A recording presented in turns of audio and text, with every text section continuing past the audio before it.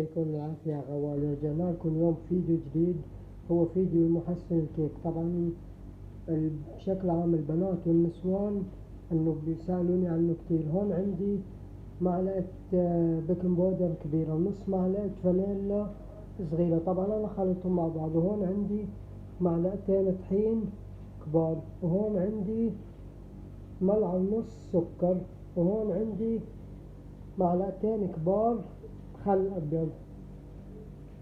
هلا اول شي يا غوالي طبعا بنحط السكر، بسم الله، وبنحط البيكنج باودر مع الفانيلا، طبعا انا خلطهم مع بعض، وبنحط معلقتين الطحين يا غوالي وبنخلطهم مع بعض. اخر شي بندير عليهم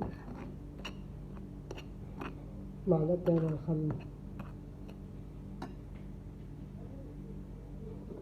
بسم الله الرحمن الرحيم. هلا بندير يا غوالي الخل وبنحركهم، بنخليهم لمدة 15 دقيقة. بعدين عادي فيكم تستعملوهم في الكيك، وانا يا غوالي جربته في الكيك والحمد لله رب العالمين نجح معي. ولا تنسوا الاشتراك في القناة وتفعيل زر الجرس كي يأتيكم كل جديد. مثل ما انكم شايفين عم حرك. وهي محسن الكيك صار عندي جاهز تقريبا، شايفين.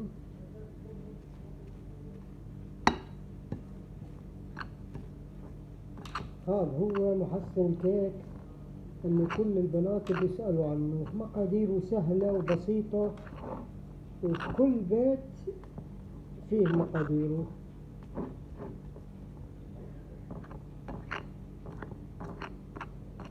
هلا بنغطيه تقريبا لمدة 15 دقيقة، وبعدها يا غوالي فيكم تتكلوا على الله وتعملوا فيه الكيك، وبإذن الله رح تنجح معكم مثل ما نجحت معي. كان معكم الشيف شامي صلاح شاهين. السلام عليكم.